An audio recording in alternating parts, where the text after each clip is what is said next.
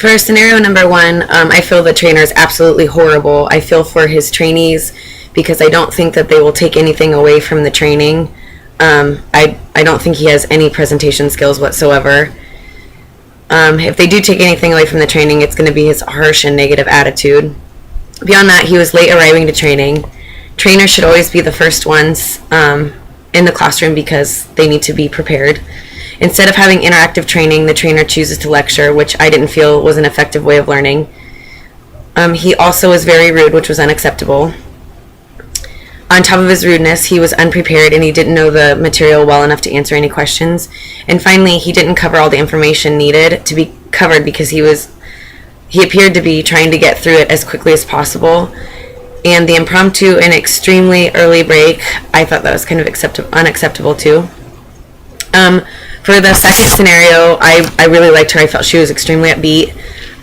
She kind of gave a preview of what was going to be covered during the training that day. She was very interactive in her training. She used the dry erase marker board to have a kind of visual training as well, and she asked for feedback or questions and stuff like that from the trainees, which is extremely helpful. She was very knowledgeable. She very rarely used her book when going over the material that was covered. Very, very positive, and I liked that she asked for questions before moving on. Regardless, they didn't have any questions, but still, it's nice to know that she's willing and able to answer them if need be. And I liked that when she gave the break, she gave them a specific time frame to be back in. I thought that was really good. I really liked hers. I thought her presentation skills were amazing. Finally, the third scenario, I did not think he had any presentation skills whatsoever.